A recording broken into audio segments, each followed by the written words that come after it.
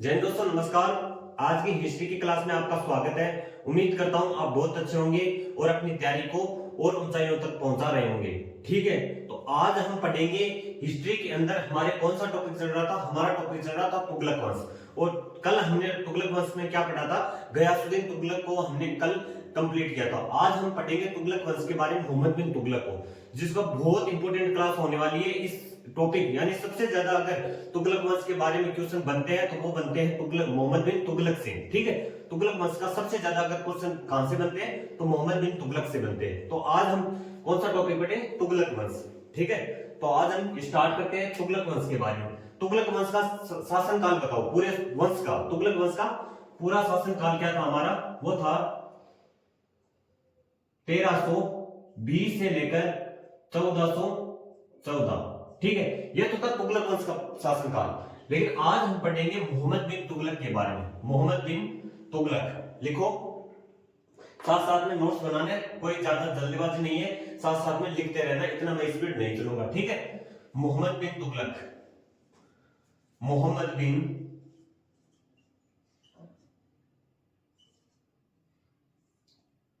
मोहम्मद बिन तुगलक।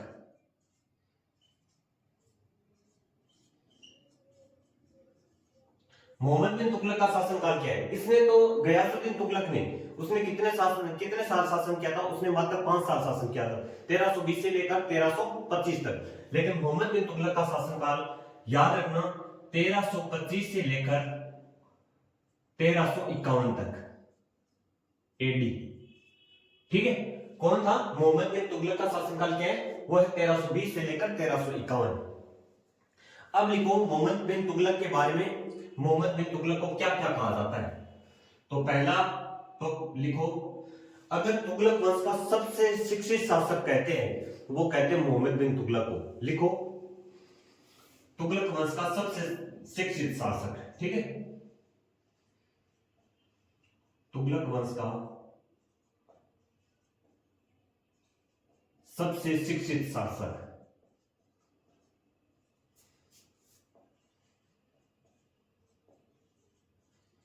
सबसे शिक्षित शासक। क्यों भैया इसको सबसे शिक्षित शासक क्यों कहते हैं? क्या इसी समय शिक्षा होती नहीं थी क्या? बहुत शिक्षा होती थी। यानी इसको शिक्षित शासक इसलिए कहते हैं कि ये अलग अलग भाषाओं का ज्ञाता, जो अलग अलग, जो भी कोई भी भाषा हो या कोई भी तर्क शक्ति हो या किसी भी, यानी अलग अलग अध्ययन कर रखे। यानी पहले लिख लो, अगर लिखना चाहो तो लिख लेना, लेकिन इतना इंपॉर्टेंट है नहीं। फारसी का यानी फारसी का ज्ञाता। क्यों कहते हैं इसको? क्योंकि फारसी अगर आती है, फारसी का ज्ञाता, फारसी का ज्ञान सबसे ज्यादा था इसको, मोहम्मद बिन तुगलक को। अरबी भाषा का ज्ञान इसी को था, अरबी भाषा का ज्ञान, अरबी भाषा का ज्ञान, तर्कशास्त्र, तर्कशास्त्र है ना, इसका सबसे ज्यादा ज्ञान था मोहम्मद बिन तुगलक को। अगर कोई भी वंश, कोई भी शासक है तो, लेकिन सबसे ज्यादा अगर ज्ञान है तो इन चीजों का, यानी फारसी, अरबी, तर्कशास्त्र, इनका सबसे ज्यादा ज्ञान है तो वो है मोहम्मद बिन तुगलक को। किसको? मोहम्मद बिन तुगलक को। ठीक है, मोहम्मद बिन तुगलक को। और क्या क्या इसको आती है? अगर मैथ इसको आती है, मैथ का ज्ञाता, मैथ्स। ठीक है, मैथ्स का ज्ञाता किसको कहते हैं? मैथ का ज्ञाता। ठीक है, मैथ्स। और किसका? फारसी, तर्कशास्त्र, अरबी, मैथ और ज्योतिष का भी ज्ञाता, ज्योतिष का भी ज्ञाता। लिखना, अगर लिखना चाहो तो लिख लेना। ठीक है, नहीं इतना इंपॉर्टेंट है नहीं, ध्यान रखना बस। ज्योतिष का शास्त्र, ज्योतिष का ज्ञाता। ठीक है, ज्योतिष का ज्ञाता, अरबी, मैथ, ज्योतिष, फारसी, तर्कशास्त्र और क्या क्या, और जो चिकित्सक है उसका भी इसको ज्ञान था, चिकित्सा का ज्ञान। ठीक है, ये थे इसके, यानी सबसे ज्यादा इन चीजों को, इनका ज्ञान सबसे ज्यादा किसको था? वो था तुगलक वंश के, यानी मोहम्मद बिन तुगलक को। तुगलक वंश का जो शासक था मोहम्मद बिन तुगलक को, यानी इसको कहते हैं सबसे शिक्षित शासक, तुगलक वंश का सबसे शिक्षित शासक। ठीक है, और क्या क्या है इसके? अब लिखो बचपन के नाम। क्या क्या नाम लिखना है? बचपन के नाम, बचपन के नाम। ठीक है, हमें पता था, हमने पढ़ा था गयासुद्दीन तुगलक के समय जुन्ना खां। जुन्ना खां किसे कहते हैं? इसी को कहते हैं जुन्ना खां। जुन्ना खा, जुन्ना खा। और क्या क्या कहते हैं इसको? जुन्ना खा कहते हैं, उलूग खा इसी को कहते हैं, उलूग खा, उलूग खा। ठीक है, जुन्ना खा, उलूग खा। और क्या क्या कहते हैं इसको? और कहते हैं इसको यानी मलिक फखरुद्दीन। मलिक फखरुद्दीन किसको कहते हैं? मोहम्मद बिन तुगलक। मलिक फखरुद्दीन, मलिक फखरुद्दीन किसे कहते हैं? वो इसी का नाम है। जुन्ना खा, उलूग खा, मलिक फखरुद्दीन। साथ साथ में नोट्स बनाते रहना साथियों, ठीक है। और इसकी एक उपाधि है, उस उपाधि का नाम कौन बताएगा? इसकी उपाधि था, एक पहले हमने पढ़ा था, यानी गयासुद्दीन तुगलक के समय मलिक या इसकी उपाधि थी अमीर उल मोमिनीन। अमीर उल मोमिनीन उपाधि का नाम बताओ। उपाधि, इसकी उपाधि का नाम क्या है? अमीर उल मोमिनीन, अमीर उल मोमिनीन, अमीर उल मोमिनीन। ठीक है, अमीर उल मोमिनीन, ये इसकी उपाधि थी। उपाधि का नाम क्या है? अमीर उल मोमिनीन। एक इसी खुद को कहता था ये जिल्लिला, जिली, ये इसकी खुद को कहता जिल्लिला। ठीक है, जिल्लिला ये इसकी उपाधि थी। ठीक है, ये इसका बचपन का नाम, इसको खुद को कहता था जिल्लिला, यानी अन्य नाम है। ये किसके नाम है? ये मोहम्मद बिन तुगलक के अन्य नाम। जुन्ना खा, उलूग खा, मलिक फखरुद्दीन, जिल्लिला, ये इसके क्या था? अन्य नाम थे। ठीक है, और इसी को कहते हैं विरोधाभासों का मिश्रण।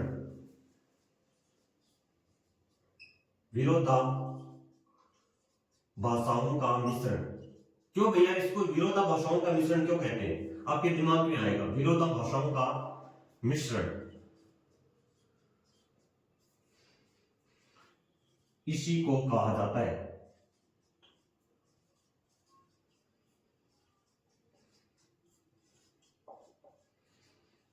विरोधाभासों का मिश्रण इसे क्यों कहा जाता है?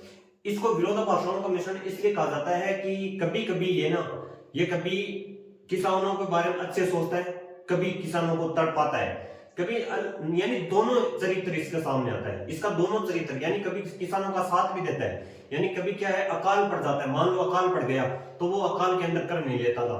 लेकिन अगर मन में ये आ गया ना कि हमारा खजाना खाली हो रहा है और किसानों के पास में चाहे देने के लिए कर टैक्स हो ना हो, लेकिन देने के लिए उनको मतलब उनके पास पैसा हो या ना हो, लेकिन वो कर को बढ़ा देता था किसानों के लिए। इतना यानी निर्दयी जो बन गया था, ये ऐसा इंसान बन गया था। यानी कभी कभी तो सोचता था कि इनको क्या है, कर को माफ कर दो, यानी अगर अकाल पड़ गए इनको कर को माफ कर दो। लेकिन कभी कभी क्या कर देता, यानी कोई अगर टैक्स बढ़ाना है, खजाने को भरना है तो टैक्स बढ़ाता था, यानी वो हम आगे पढ़ेंगे, यानी वो 2 कर इसने 1/2 कर दिया था, यानी 50% कर दिया था। उसके कारण क्या, किसानों ने खेती करना बंद कर दिया था, इसलिए वो असफल रह गया था। उसको हम आगे पढ़ेंगे। ठीक है, विरोधाभासों का मिश्रण इसी को कहा जाता है। इसलिए आपको समझ में आ गया विरोधाभासों का मिश्रण क्यों कहते हैं। ठीक है, और इसने क्या किया गया था वो पढ़ो। और इतना शिक्षित क्यों कहते हैं इसको शिक्षित? और भी क्या कारण है इसका शिक्षित करना? इसने किया था जो उसको अधिकारियों को जो पद की नियुक्तियां करने थे, उनको कहा था, उसको पदों की नियुक्तियां की थी उसने, यानी योग्यता क्या था। ठीक है, उसको लिखो। जो राज्यों के अधिकारी है, जो अलग अलग पद है, राज्यों के अधिकारियों के पद, अधिकारियों के पदों को भरने के लिए, या अधिकारियों को जो अधिकारियों की नियुक्ति, ऐसे लिख लो। ठीक है, अधिकारियों की नियुक्ति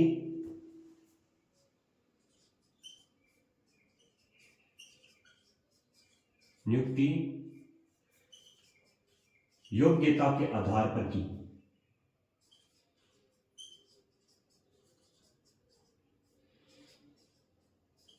ठीक है, क्या क्या, राज्यों के जो अधिकारी है उनको, अधिकारियों के जो पद होते हैं अधिकारियों के, उस पदों को भरने के लिए उसने क्या किया, जो लोग थे उन लोगों की योग्यता के आधार पर अलग अलग पद है। जो जितना पढ़ा लिखा है, शिक्षित है, सब कुछ जानता है, जिसको ज्ञान है, उसकी यानी उसके योग्यता के आधार पर उसको अलग अलग पद दिए गए थे। ठीक है, जैसे कोई मतलब काजी का पद हुआ करता था इसी के समय। काजी किसे कहते हैं? काजी कहते हैं मतलब जो न्यायालय था, यानी उस समय भी न्यायालय होता थे, यानी जो हमारा जैसे दिल्ली के अंदर सुप्रीम कोर्ट है उसी के जैसा, यानी उसका सबसे बड़ा सुप्रीम कोर्ट का मुख्य न्यायाधीश होता है, उसी के समय क्या कहा जाता था? काजी कहा जाता था। उसी के मतलब उन पदों को भरने के लिए उसने क्या किया, यानी योग्यता के आधार पर उनको पद दिए। ठीक है, आगे लिखो, आगे क्या लिखना है?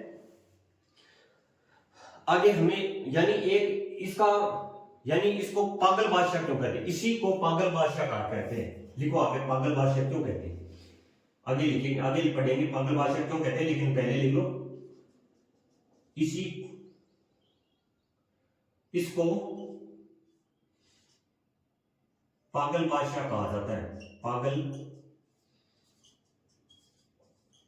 बादशाह कहा जाता है। क्या कहा जाता है? इसी को पागल बादशाह कहा जाता है। ठीक है, पागल बादशाह क्यों कहने लगी? पागल बादशाह इसलिए कहने के लिए इसने जो भी एक्सपेरिमेंट, जितने भी इसने प्रयोग किए, जितने भी इसने आक्रमण किए, वो सब के सब कुछ असफल रहा। कारण क्या था? कारण सिर्फ ये था, मतलब इसका या तो मेन कारण माना जाता है इसका मतलब इसने सब कुछ, पागल तो था नहीं, पागल सिर्फ जनताओं ने बना दिया, लोगों ने बना दिया, पागल नहीं था। क्योंकि माना जाता है कि इसका जो किस्मत थी ना, वो इसका साथ नहीं दे रही थी, बिल्कुल भी इसकी किस्मत बिल्कुल भी साथ नहीं दे रही थी। यानी जितने भी इसने, जैसे कोई पहले क्या थी, राजधानी परिवर्तन की, लेकिन वहां पर प्लेग फैल गया तो राजधानी वापस इसको दिल्ली लाना पड़ा, यानी दिल्ली से दौलताबाद राजधानी ले गया, उसको वापस लाना पड़ा। क्यों? क्योंकि वहां पर प्लेग फैल गया था। ठीक है, उसके बाद में उसने क्या था, क्या कौन सा अभियान, एक सांकेतिक मुद्रा चलाई थी। सांकेतिक मुद्रा चलाने के कारण वो भी असफल रहा। और फिर उसने खुरासान अभियान किया, यानी ईरान पर उसने अधिकार विजिट करना था, उसको वहां पर विजिट करना चाहता, लेकिन वह भी असफल रह गया। उसके बाद में उसने कौन सा अभियान किया था? वो भी उसने 2 आबकर जो लगाया था, उसके कारण सैनिकों ने क्या कर दिया, यानी खेतों को यानी सिंचित करने के लिए, या किसानों को मतलब खेती करना छोड़ दिया, इसलिए ये भी क्या असफल रहा। यानी जितने भी इसने एक्सपेरिमेंट किए, जितने भी इसने प्रयोग किए, वो सारे सारे असफल रह गए, यानी उसका क्या करे, किस्मत साथ नहीं दे रही। इसलिए लोगों ने क्या कह दिया था, पागल बादशाह, ये तो पागल है, ये हमें मरवाएगा। लेकिन ठीक है, उसी के देखो इसके प्रयोग। ठीक है, अब लिखो इसके प्रयोग, मोहम्मद बिन तुगलक के प्रयोग। ठीक है, मोहम्मद बिन तुगलक के प्रयोग।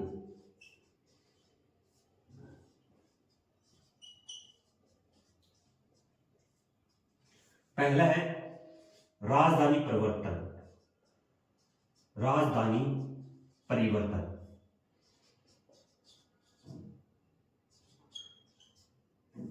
राजधानी परिवर्तन इसने कब की थी? तो इसने राजधानी परिवर्तन की थी, वो कब की थी? तो इसने की थी राजधानी परिवर्तन 1327 से लेकर 28, 1327-28 के अंदर, 1327 और 28 के अंदर इसने क्या की थी? राजधानी परिवर्तन की। ठीक है, इसने राजधानी यानी दिल्ली से दौलताबाद यानी देवगिरी ले गया। राजधानी कहां से ले गया? वो ले गया था दिल्ली से दौलताबाद। दौलताबाद नाम तो उसके बाद में किया था, पहले इसका नाम था क्या? देवगिरी। दौलताबाद यानी देवगिरी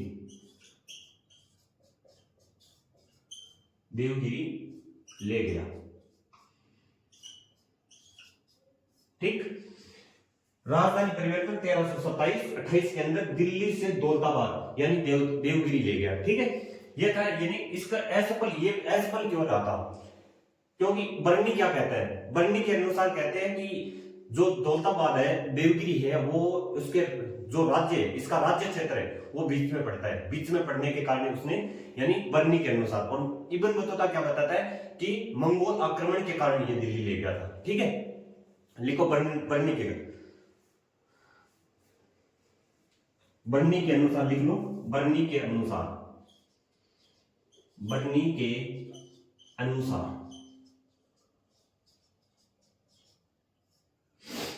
क्या दौलताबाद, यानी बर्नी के अनुसार, यानी राजधानी यानी केंद्र के अंदर अंदर पड़ने के, ठीक है। भारत के दौलताबाद लिखो, दौलताबाद भारत के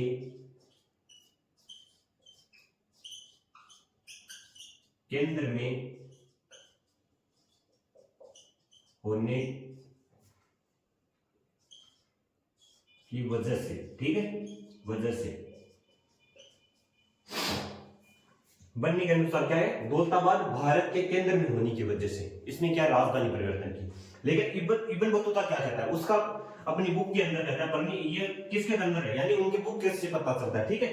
अब है इब्न बतूता के अनुसार, इब्न बतूता के बारे में हम आगे पढ़ेंगे। लिखो लो पहला,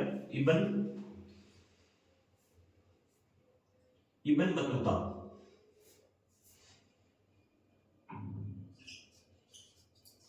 इब्न बतूता के अनुसार मंगोल आक्रमण के कारण, मंगोल आक्रमण के कारण, मंगोल आक्रमण के कारण, यह है इनके कारण, ठीक है। अब मंगोल आक्रमण यानी इसी के समय दिल्ली आस यानी पास में पड़ती थी, तो इसके समय क्या है कि बार बार क्या अटैक हो रहे थे, किसके, मंगोलों के क्या बार बार अटैक हो रहे थे, यानी आक्रमण हो रहे थे, आक्रमण हो रहे थे। इसके कारण क्या है, इब्न बतूता कहते हैं मंगोल आक्रमण के कारण इसने यानी दौलताबाद राजधानी बनाने की सोची, ठीक है। और बन्नी के अनुसार कहता है कि दौलताबाद भारत के केंद्र में होने की वजह से, ठीक है, ये इसके कारण थे। लेकिन ये भी असफल रह गया। क्यों असफल क्यों रह गया, तो इसने अभी मैं पहले बताया था कि असफल इसलिए रह गया था कि वहां पर क्या है, महाराष्ट्र के अंदर यानी प्लेग बीमारी फैल गई। तो प्लेग बीमारी फैलने के कारण लोगों को इसने कहा कि चलो वापिस क्या दिल्ली चले। तो इतना क्लियर है, यानी इब्न बतूता के अनुसार यानी मंगोल आक्रमण के कारण, ठीक है। इब्न बतूता क्या कहते हैं, मंगोल आक्रमण के कारण। इसी जगह इसको क्या कहते हैं, मोहम्मद बिन तुगलक को क्या कहते हैं, रक्त पिपासु। मोहम्मद बिन तुगलक को इसी जगह यानी उसको क्या कहने लगे, जनताओं ने इसको रक्त पिपासु कहा, इसी जगह। इस कारण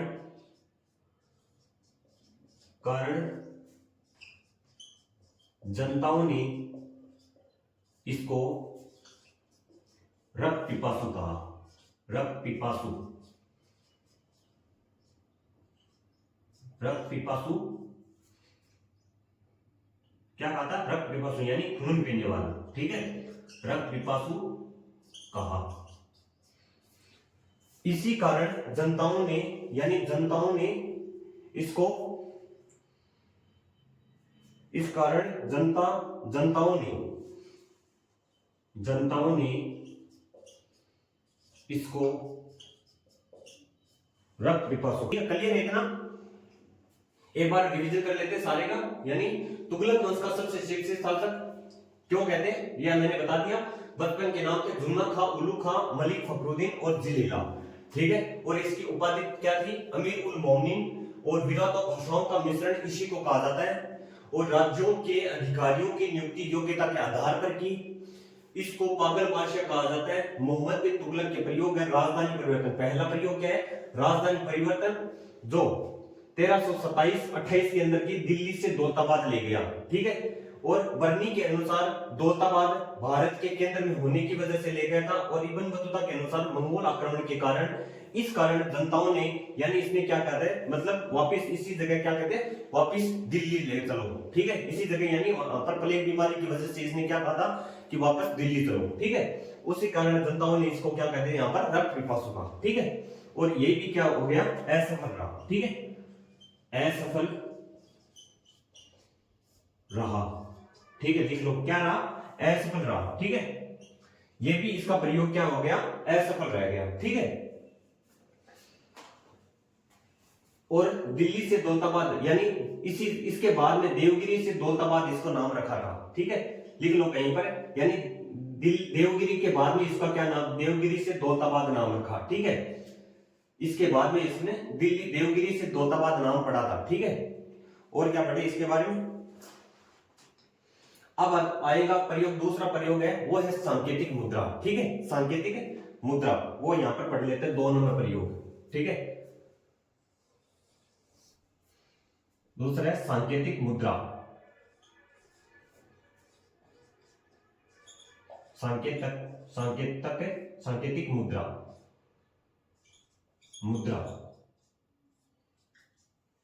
सांकेतिक मुद्रा ये क्या थी भैया? तो सांकेतिक मुद्रा क्या थी? सांकेतिक मुद्रा थी कि इसके समय यानी चांदी की बहुत ज्यादा कमी हो गई, तो इसने चांदी की जगह जो इल्तुतमिश ने चांदी के जो टक्का चलाया था उसकी जगह, उसी मुद्रा की जगह इसने क्या कर दिया था, यानी तांबे की मुद्रा चला दी। तांबे की मतलब इसको उस समय क्या कहते थे, तांबे की मुद्रा को जितल कहा जाता है, यानी तांबे की मुद्रा चला दी। ठीक है, सांकेतिक मुद्रा के मतलब क्या है?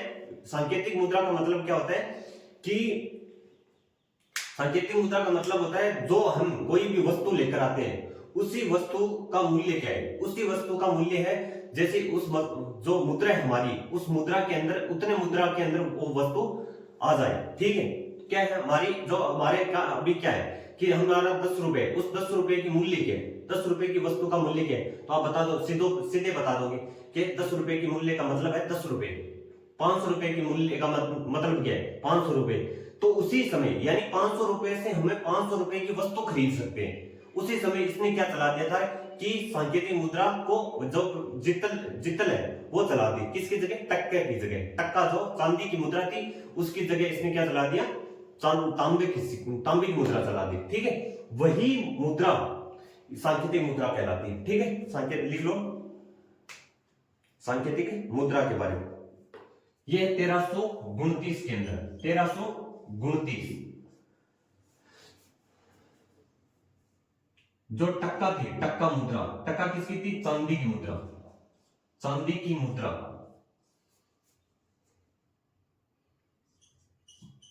मुद्रा की जगह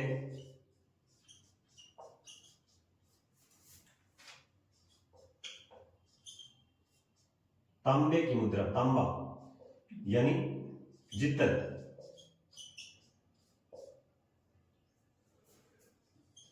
की मुद्रा चलाई।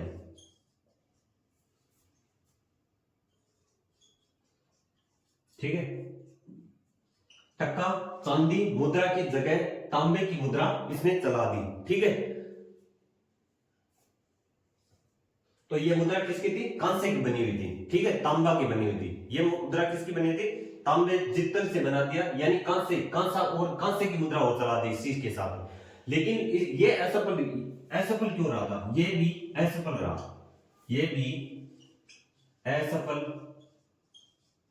इसमें भी असफल रहा, ये भी असफल रहा इसका प्रयोग। ठीक है, ये प्रयोग इसका असफल रहा। क्यों रहा इसका असफल प्रयोग?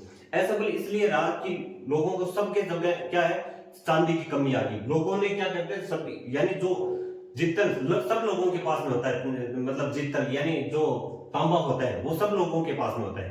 तांबा सब लोगों के पास में था और सब घरों के अंदर ही जो मुद्रा चलाई थी वैसी मुद्रा लोग क्या कर रहे थे, घरों के अंदर यानी मुद्रा खुद बना रहे थे, वैसी मुद्रा खुद बना रहे थे और उसी मुद्राओं से खरीदने लगे। चांदी जो सोने और चांदी के सिक्के थे उस सिक्कों को लोग खुद स्टोर करने लगे, खरीद कर उसी पैसा से क्योंकि वही मुद्रा उसी यानी सेम जो मुद्रा थी चांदी की मुद्रा उसकी कीमत भी उतनी थी और तांबे की जो मुद्रा थी उसकी कीमत भी सेम थी। तो उसने लोगों से क्या जो मुद्रा होती थी वो मुद्रा खरीद कर स्टोर करने लगे। लेकिन वो कमी आ गई, ज्यादातर चांदी और तांबे की क्या मतलब जो चांदी की कमी ज्यादा होने लगी। तो इसने क्या कहा था कि सभी लोगों के फिर क्या करने लगी, जो ये लोग मुद्रा यानी चांदी की मुद्रा देके यानी उन लोगों से क्या करे, मुद्रा वापस खरीदने लगे। उसने क्या कहते मोहम्मद बिन तुगलक ने सभी लोगों के ये मुद्रा बंद करवा दी। ठीक है, तो ये भी इसका असफल प्रयोग रहा। ठीक है, अब आगे बढ़ेंगे हम। इसको पहले आप एक बार सब लोग नोट कर लेना, उसके बाद में हम आगे चलेंगे। ठीक है, तुगलक वंश का सबसे शिक्षित शासक, सब कुछ आप नोट बना लेना बढ़िया तरीके से। बचपन का नाम था जुन्ना खां, उलू खां, मलिक फखरुद्दीन और जिलेला। उपाधि थी अमीर उल मोमिनीन। विरोधाभासों का मिश्रण इसी को कहा जाता है। राज्यों के अधिकारियों की नियुक्ति योग्यता के आधार पर की। इसको पागल बादशाह कहा जाता है। मोहम्मद बिन तुगलक के प्रयोग थे। राजधानी परिवर्तन 1727 और 28 के अंदर दिल्ली से दौलताबाद ले गया, यह भी असफल रहा। और बर्नी के अनुसार दौलताबाद भारत के केंद्र में होने की वजह से ये तो बल नहीं बताता है। इब्न बतूता क्या बताता है, मंगोल आक्रमण के कारण ले गया था। ये इब्न बताता है इस कारण इस जनताओं ने इसको रक्त पिपासु कहा, खून पीने वाला, ठीक है। और दूसरा है सांकेतिक मुद्रा चलाई 1300 गुण की, इसके अंदर टक्का चांदी मुद्रा की जगह तांबे जितल की मुद्रा चलाई, लेकिन ये भी इसका असफल प्रयोग रहा, ठीक है। यहाँ भी इसकी किस्मत साथ नहीं दे रही। ये बढ़िया काम करने जा रहा था लेकिन इसकी किस्मत यहाँ पर साथ नहीं दे रही थी, ठीक है। लोगों ने क्या चांदी और जो ज्यादातर स्टोर करने लगे घर पर, यानी चांदी को उसी मुद्रा से खरीदने और वापस चांदी को यानी घर पर स्टोर करने लगा। तो इससे क्या है, पूरे राज्य के अंदर चांदी की कमी आ गई, तो उसने वापस वो मुद्रा बंद कर दी और लोगों को मुद्रा दे के वापस तांबे की मुद्रा बंद करवा दी, ठीक है। यह था इसका प्रयोग। आगे हम बढ़ेंगे, इसको मिटा देते हैं।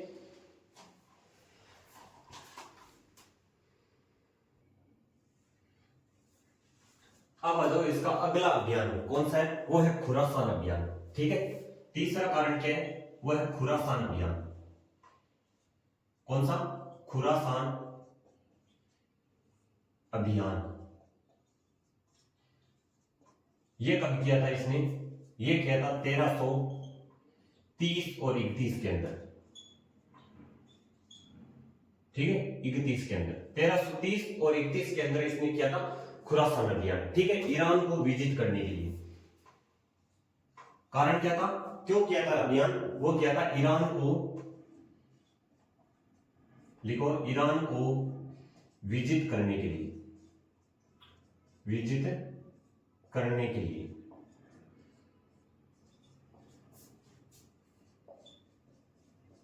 ईरान को विजिट करने के लिए, लेकिन ये भी असफल रहा, ये भी असफल रहा,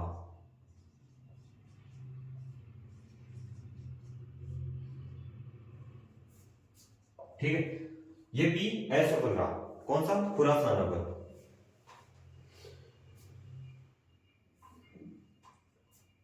खुरासान अभियान इसने क्यों किया, खुरासान अभियान किया था, इससे पहले थोड़ा लिख लो, मुगल जो मंगोल आक्रमण होते थे, यहां पर लिखो मंगोल आक्रमण। इसके समय बार बार क्या हो रहे थे, अटैक हो रहे थे मंगोलों का, ठीक है, मंगोल आक्रमण। इसके समय क्या हो रहे थे, मंगोल आक्रमण हो रहे थे, बार बार ये क्या हो रहे थे, मंगोल आक्रमण हो रहे थे। यानी 1328 के अंदर और 29 के अंदर क्या हुआ था, इतना यानी मंगोल आक्रमण हुए, वो मंगोल आक्रमणों से बहुत ज्यादा परेशान हो गया, मंगोल आक्रमण से क्या हो गया, बहुत ज्यादा परेशान हो गया था। इसलिए इसने क्या कहा था, यानी जनताओं को, यानी 3 या 4 लाख के आसपास जनताओं को इसने, यानी सैनिकों को, यानी एकत्रित किया। सैनिकों की क्या मतलब, इसने सेना बनाई, यानी उसने किसानों को भी शामिल कर लिया, किसानों को, यानी बिना शिक्षित, बिना कोई ट्रेनिंग दिए इसने क्या करता, 3.5 लाख 4 लाख की इसने सेना बनाई। क्या उसने क्या कहा था, कहा कि ईरान जाकर उन मंगोलों को वहां पर दबा दो, कि बार बार हमें परेशान न कर पाए, वहीं पर उनको हरा दो, ठीक है। वहीं पर जाकर यानी ईरान को विजित करने के लिए इसने क्या किया था, यह खुरासान अभियान किया था 1330 के अंदर। लेकिन क्या है कि इसने क्या कर दिया था, यानी इसी सैनिकों को यानी पहले ही वेतन दे दिया, लगभग यानी 1 साल का वेतन दे दिया, इनको एक वेतन देके यानी उसको भेज दिया, सभी को ईरान यानी विजिट करने के लिए सभी सैनिकों को ईरान भेज दिया। लेकिन वहां पर क्या होता है, यानी इसका कमांडर होता है इस सेना का, उनकी हो जाती है मृत्यु, ठीक है, मृत्यु हो जाती है। खजाने यानी सैनिकों को बाद में क्या है, 1 साल तक वहां पर सैनिक यानी इसकी सैनिक क्या है वहां पर बैठे रहे, और यानी उन विद्रोहियों को विद्रोह करने के लिए, लेकिन वो तैयार नहीं थे, तो उनको तैयार कर नहीं रहे थे। इधर से क्या हो रहे थे, यानी सैनिक बार बार 1 साल बैठे रहे थे, कई बीमारियों के कारण मर गए, और वहां पर कई इसके कमांडर था वो भी मर गया। लेकिन उसके बाद में क्या है, 1 साल यहाँ पर खत्म हो जाता है इसी की तरह। लेकिन इसने बाद में इस अभियान को क्या कर देता है, मोहम्मद बिन तुगलक इस अभियान को यानी क्या कर देता है, यानी खारिज कर देता है। लेकिन इस कारण भी ये क्या हो जाता है, असफल रह जाता है, वहां से सैनिक बचते नहीं है, ठीक है। कई सैनिक अपने आप मर जाते हैं और अभियान होता नहीं है, क्योंकि वहां पर जो ईरान के सैनिक थे उन्होंने विद्रोह भी नहीं किया, ठीक है। इस कारण ये भी असफल रह गया, ठीक है। अब चलेंगे हम 4 नंबर पर। 4 नंबर कौन सा है, वह है कराची अभियान। कराची अभियान कब गए, तो 1333 से लेकर 37 तक चला कराची अभियान। कराची अभियान, कराची अभियान कराची अभियान 1333 से लेकर 1337 तक, ठीक है, कराची अभियान।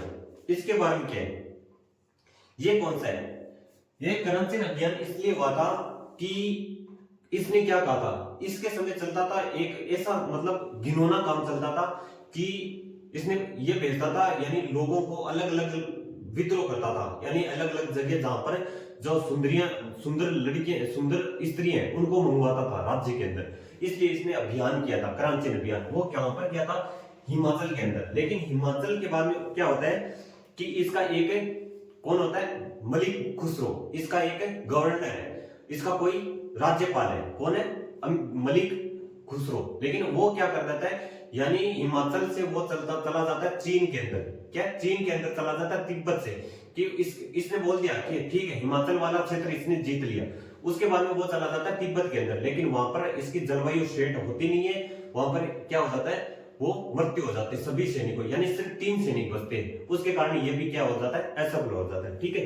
इसको लिखो, हिमाचल पर आक्रमण किया,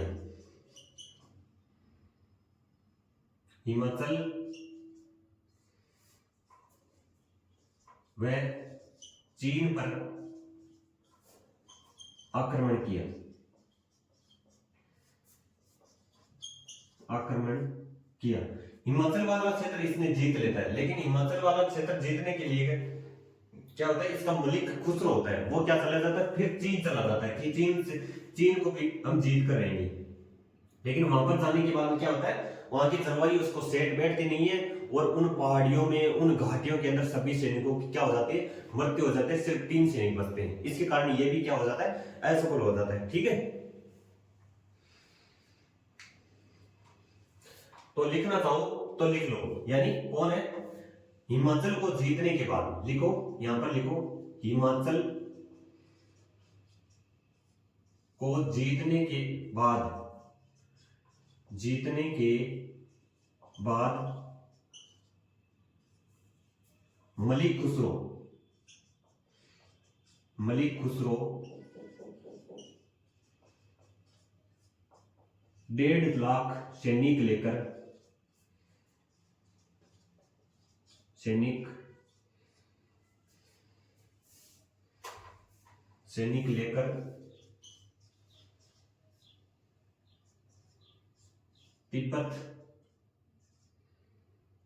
तिब्बत यानी चीन ले गया, ठीक है।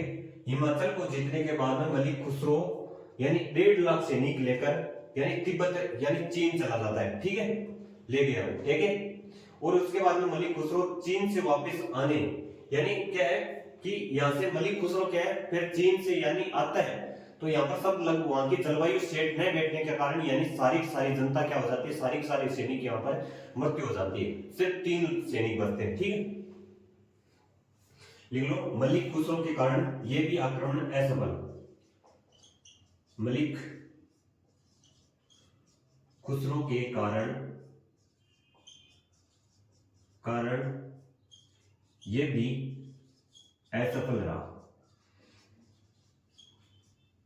क्योंकि मोहम्मद बिन तुगलक ने हिमाचल को जीतने के बाद में इसको कहा ठीक है तुम वापस आ जाओ, वहीं से वापस आ जाओ, लेकिन ये मानता नहीं है बात, लेकिन वो भी क्या चला जाता है, चीन चला जाता है 1.5 लाख सैनिकों को लेकर। लेकिन क्या है, वहां पर जाने के बाद में क्या जलवायु सेट न बैठने के कारण सभी सैनिकों की मौत हो जाती है, ठीक है।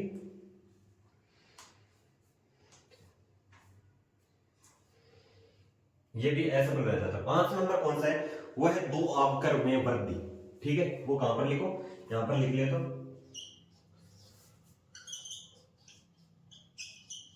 2 आब में वर्दी,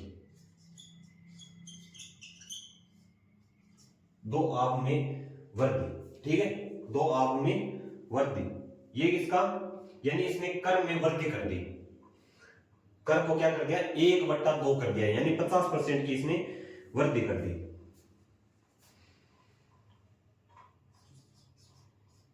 कर को 1/2 कर दिया, यानी क्या कर दिया, 50% कर दिया। ठीक है, 50% कर दिया, कर को 1/2 कर दिया। ठीक है,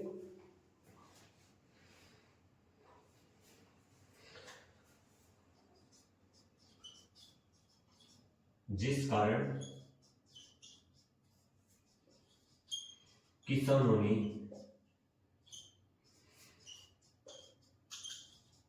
खेती करना बंद कर दिया, खेती करना बंद कर दिया।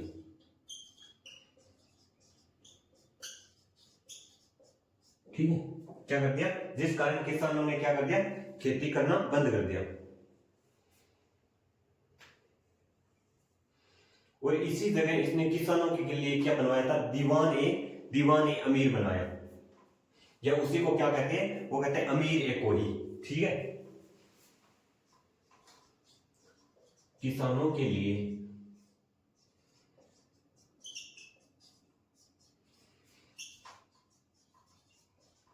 अमीर ए कोही बनवाया।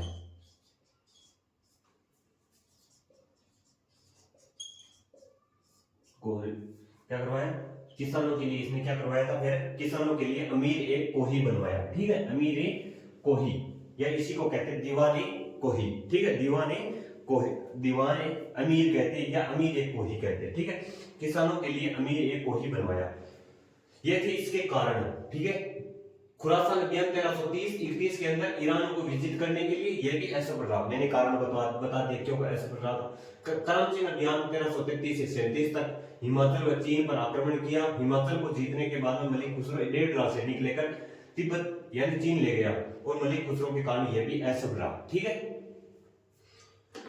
ये से लिखना चाहो तो लिख लेना, क्योंकि वो प्रश्न पूछा नहीं जाता है। क्योंकि हिमाचल पर जीतते ही मलिक यानी मोहम्मद बिन तुगलक ने उसको लेटर भेजा था कि यहीं से वापस आ जाओ, लेकिन वो वापस नहीं आया, और वो 1.5 लाख सैनिक लेकर वो चीन तिब्बत चला गया। ठीक है, चीन तिब्बत चला गया, वहां पर क्या हो जाता है, जलवायु सेट नहीं बैठती, बिल्कुल भी सेट नहीं बैठती, वहां पर हो जाती है सैनिकों की मृत्यु। ठीक है, जिस कारण क्या हो जाता है, ये भी ऐसा रहता है। 2 आग में वृद्धि, यानी उसने कर को 1/2 कर दिया, कि जितना आपको जो आपको यानी खेती की होती है उसका 1/2 यानी आधा भाग राज्य को देना है, वो कर दिया इसने। जिस कारण किसानों ने क्या कर दिया, यानी किसानों को कुछ नहीं बचता, बिल्कुल भी बचता ही नहीं, कि अगर आधा किसान यानी राज्य ले लेता, हम खाएंगे के, हम क्या करेंगे। तो इसलिए क्या किया, किसानों ने खेती करना बंद कर दिया, जिस कारण ये भी असफल रहा। ठीक है,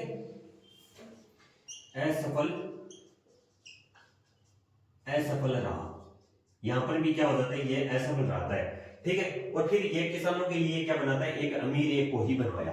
किसानों के लिए क्या बनवाया, अमीर ए कोही बनवाया।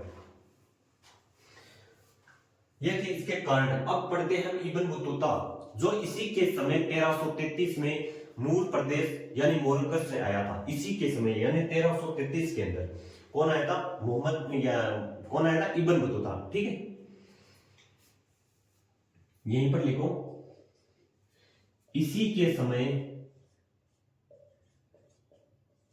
1333 के अंदर कब आया था, जो इब्न बतूता वो कब आया था, 1333 में।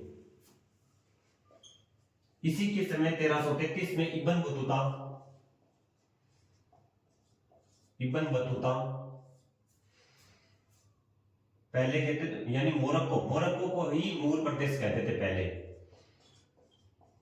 मोरक्को जिसको क्या कहते हैं, मूर प्रदेश, पहले क्या कहते थे, मूर प्रदेश, यानी मूर प्रदेश से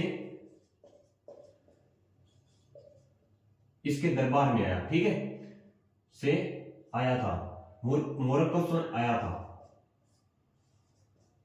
इसी के समय 1333 में इब्न बतूता मोरक्को यानी मूर प्रदेश से आया था। ठीक है,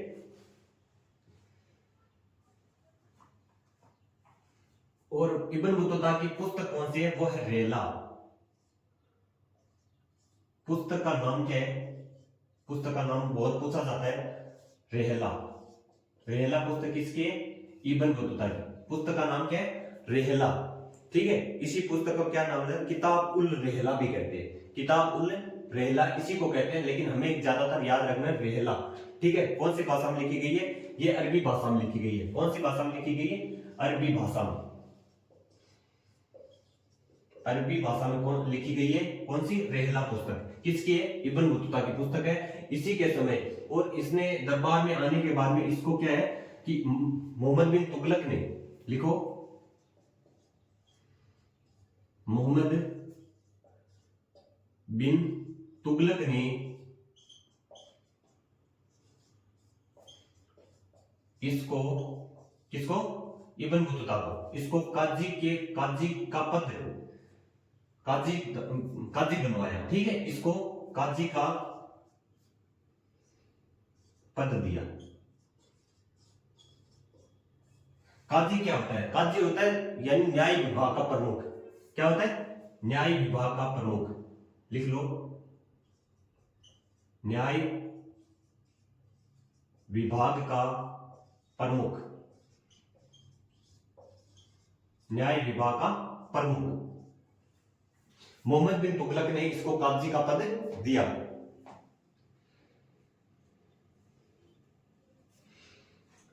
ठीक है, उसके बाद में इसको नोट्स, साथ में नोट्स जरूर बनाना। ठीक है, जितना मैं लिख रहा हूं ना सबसे ज्यादा इंपॉर्टेंट है। यहां से प्रश्न बहुत सारे बनते हैं। ठीक है, यहां से प्रश्न सबसे ज्यादा बनते हैं मोहम्मद बिन तुगलक से। ठीक है, तुगलक वंश कौन सा है? तुगलक वंश के सबसे ज्यादा प्रश्न बनते हैं। ठीक है ना, मोहम्मद बिन तुगलक के सब जो मैं नोट्स करवा रहा हूं, ये नोट्स सारे नोट्स के अंदर लिख लेना। ठीक है, और इसी को मोहम्मद बिन तुगलक ने, आगे लिखो, मोहम्मद बिन तुगलक ने 1342 के अंदर कब भेजता है इसको? यानी इब्न बतूता को क्या करता है? फिर चीन भेजता है। कब? 1342 के अंदर। ठीक है, 1342 में इब्न बतूता को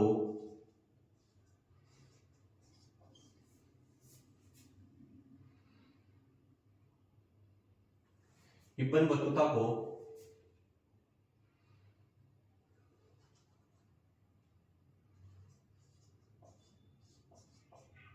इब्न बतूता को अपना दूत बनाकर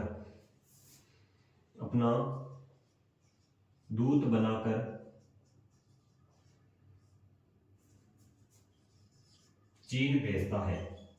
ठीक है ना, कब भेजना था इसको चीन? 1342 के अंदर। कब भेजना था? 1342 के अंदर। मोस्ट इंपोर्टेंट है, मोहम्मद बिन तुगलक ने 1342 में इब्न बतूता का अपना दूत बनाकर चीन भेजा। ठीक है, याद रखना। इसी के समय 1336 के अंदर, इसी के समय, किसके समय? मोहम्मद तुगलक के समय, मोहम्मद बिन तुगलक के समय 1336 के अंदर, यानी विजयनगर साम्राज्य की क्या होता है? यानी स्वतंत्र हो जाता है, यानी उसकी स्थापना होती है। 1336 किसने की थी? यह की थी हरियर और बुका ने। ठीक है, इसी के समय, लिखो, इसी के समय 1336 में विजयनगर साम्राज्य की, या तो लिख लो विजयनगर साम्राज्य स्वतंत्र हुआ, किसी के अधीन था, या लिख लो विजयनगर साम्राज्य की स्थापना हुई। ठीक है, विजयनगर साम्राज्य स्वतंत्र हुआ, ऐसे लिख लो, स्वतंत्र, क्योंकि पहले किसी के अधीन था, स्वतंत्र हुआ। यह स्वतंत्र किसने किया था? संस्थापक बनी, यानी विजयनगर साम्राज्य को किसने की थी? हरियर और बुका नाम के दो कौन थे? उन्होंने क्या किया था? 1336 के अंदर विजयनगर साम्राज्य की स्थापना की। लिख लो, हरियर और बुका ने की, हरियर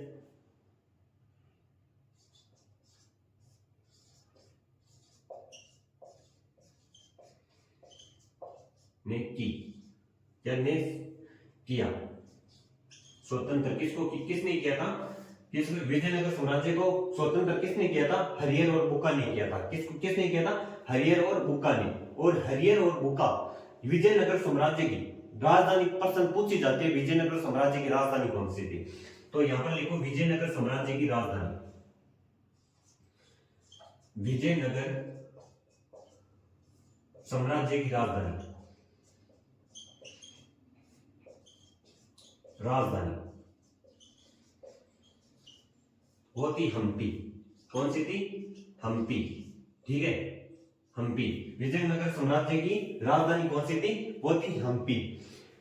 और हरियर और बुका बहुत एक ऐसे सैनिक है, उनके बारे में हम आगे चर्चा जरूर करेंगे, लेकिन यहीं पर लिख लो उनके गुरु का नाम था विद्याधर। गुरु का नाम क्या था? विद्याधर। हरियर और बुका के गुरु का नाम लिख लो, यानी हरियर और बुका के गुरु का नाम, गुरु का नाम क्या था?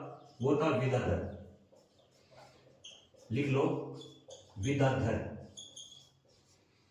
ये जरूर नोट कर लेना। हरियर और बुका के गुरु का नाम क्या था? विद्याधर। ठीक है, इतना हो गया। उसके बाद में हम थोड़ा आगे चलेंगे, लेकिन एक बार इनका क्या कर लेते हैं, हम रिवीजन कर लेते हैं। ठीक है, मोहम्मद बिन तुगलक का जो खुरासान अभियान है वो है 1330 और 31 के अंदर ईरान को विजिट करने के लिए। ये भी ऐसा कराची का अभियान 1333-37 हिमाचल में चीन पर, इनको हमने रिवीजन कर लिया, लेकिन यहां से कर लो मंगोल आक्रमण।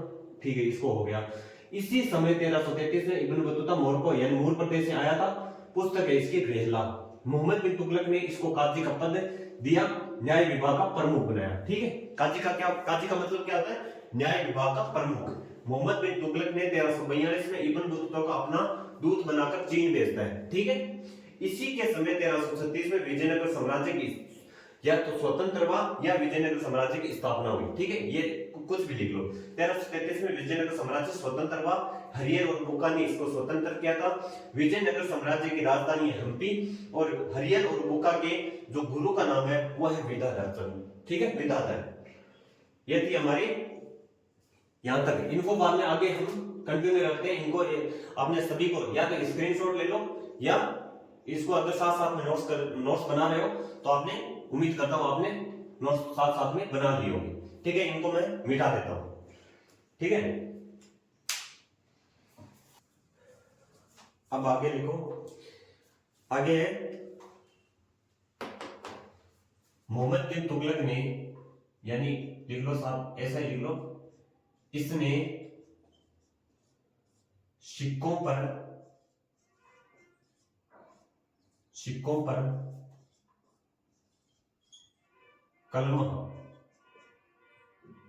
कलमा लिखवाना बंद कर दिया। कलमा लिखवाना बंद कर दिया। आप कहोगे भैया कलमा क्या होती है? कलमा लिखवाना बंद कर दिया। ठीक है, क्या कर दिया? कलमा लिखवाना बंद कर दिया। यानी कलमा होता है कि अपना नाम, और अपने कब इस सिक्का ढाला गया था, किसके नाम से, वो नाम यानी सिक्के पर लिखा जाता है ना। यानी पहले के शासक क्या होता था, यानी अपना नाम लिखवाते थे सिक्कों पर, यानी किस शासक ने ये जारी किया। लेकिन इसने क्या कर दिया था? सिक्कों पर कलमा लिखवाना बंद कर दिया था। ठीक है, अब आगे लिखो 1336 के अंदर। कब गए? 1336 में सिंगोली युद्ध।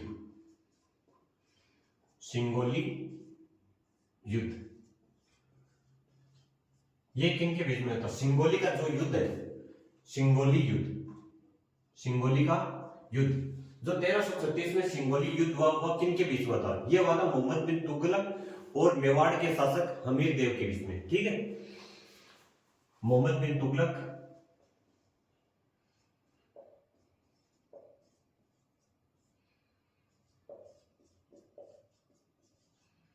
विशेष हमीर देव कहां से थे? मेवाड़ से। ठीक है, और यहां पर जीत किसकी होती है? वो जीत किसकी होते हैं? वो है हमीर देव की। ठीक है, जीत किसकी हो जाती है?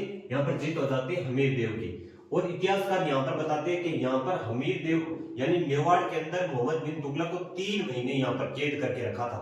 ठीक है, 3 महीने कैद करके रखा था यहां पर। किसको? मोहम्मद बिन तुगलक को। माना जाता है। इतिहासकार खुद बताते हैं, यानी कि हमीर देव ने क्या किया था, यहाँ पर मोहम्मद बिन तुगलक को 3 महीने तक क्या किया था, कैद किया था। ठीक है, आगे लिखो 1337 के अंदर, 1337 कौन सा युद्ध होता है, वो यहां से एक युद्ध जीत लेता है 1337 के अंदर, जो नगरकोट को जीता।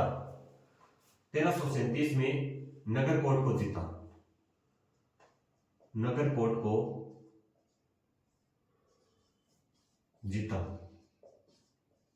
ये नहीं है कि ये सब कुछ हारा ही हारा, लेकिन क्या है 1337 में इसने नगरकोट को जीता। ठीक है, 1337 में सिंगोली का युद्ध, कौन सा है, वो है सिंगोली का युद्ध। फिर इसने सिक्कों पर कलमा लिखवाना बंद कर दिया, ये इसके इंपॉर्टेंट है। आगे चलो,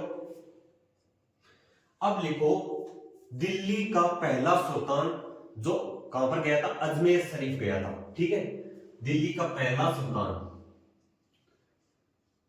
दिल्ली का पहला सुल्तान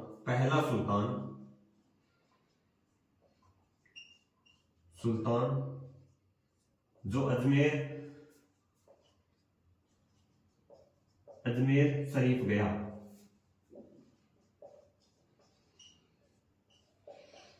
नोट कर लो साथ में। ठीक है, दिल्ली का पहला सुल्तान जो अजमेर शरीफ गया। और ऐसे भी आगे भी ऐसे लिखो, यानी गायों के लिए गौशाला बनाने वाला पहला शासक, इसने गायों के लिए गौशाला बनवाई। यानी और इससे पहले कोई ऐसा शासक नहीं था जो गायों के लिए गौशाला बनवाई हो या होली के उत्सव पर भाग लिया हो। ठीक है, लिखो दिल्ली का पहला सुल्तान जिसने गायों के लिए गौशाला बनवाई। ठीक है,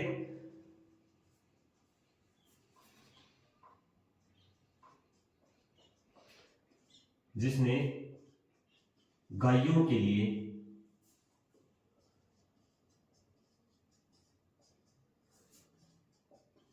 गौशाला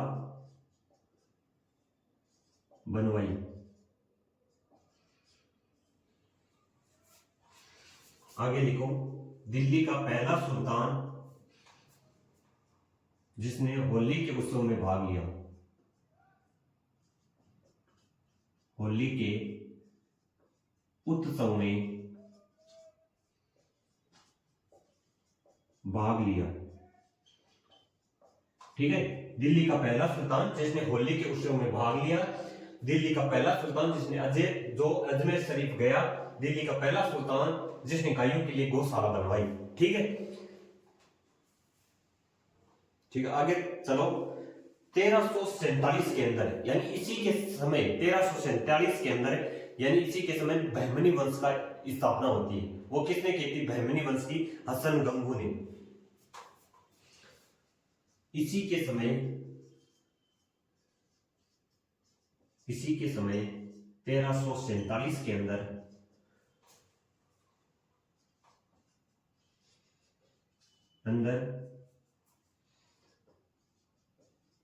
बहमनी वंश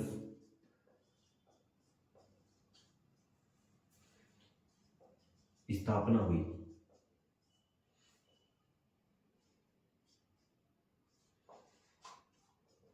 मैंने बताया था कि जब वो दिल्ली से दौलताबाद जो राजधानी परिवर्तन की थी, वहीं थे यानी इसामी, उन्हीं लोगों के बीच में कौन था, इसामी, जिसने मतलब वो वापस दिल्ली नहीं गया था। वो कहां पर गया था, वो बाद में गया था बहमनी वंश के अंडर में। और वहां पर जाकर क्या कहा था, मैंने कल बताया था कि वहां पर जाकर यानी उसने लिखा कि मैंने उसके बारे में, मोहम्मद बिन तुगलक के बारे में सब कुछ लिखना है। तो उसने एक बुक लिखी थी फुतुह-ए-सलातीन पुस्तक है, वो यहीं पर लिखी थी, बहमनी वंश है। यानी उसका संरक्षण, यानी किसको, कौन सा, इसामी को किसका संरक्षण मिला था, बहमनी वंश का।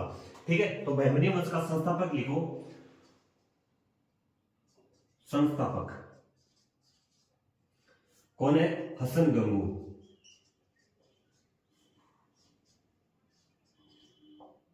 हसन गंगू, बहमनी वंश का संस्थापक कौन है, वह है हसन गंगू। ठीक है, यह कहां पर है, बहमनी वंश, यह पड़ता है महाराष्ट्र के अंदर। ठीक है, यह कहां पर पड़ता है, यह पड़ता है महाराष्ट्र के अंदर, लिख लेना महाराष्ट्र, क्योंकि यहीं पर तो है दौलताबाद। ठीक है, महाराष्ट्र के अंदर इसी के समय 1347 के अंदर बहमनी वंश की स्थापना हुई। महाराष्ट्र के अंदर संस्थापक है हसन गंगू। ठीक है,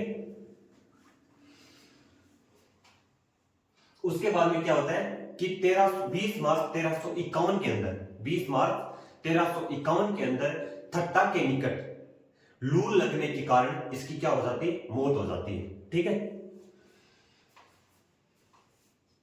20 मार्च 1351 को लू लगने के कारण, लिख लेना, लू लगने के कारण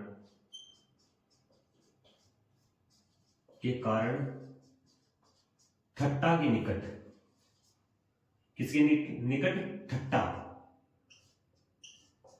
थट्टा के निकट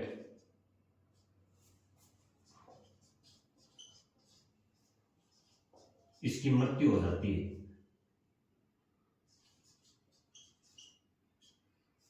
मृत्यु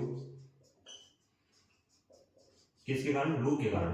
ठीक है, किसके कारण, लू लगने के कारण 1351 के अंदर इसकी क्या हो जाती है, मृत्यु हो जाती है।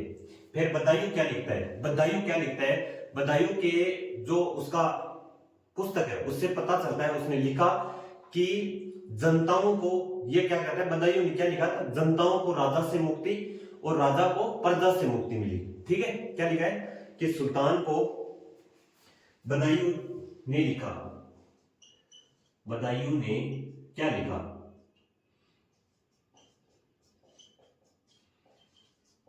बदायूं ने क्या लिखा था, सुल्तान को प्रजा से मुक्ति, सुल्तान को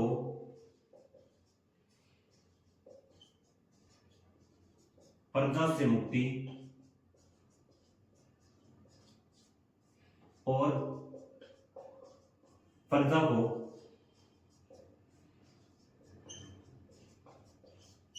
सुल्तान से मुक्ति मिली।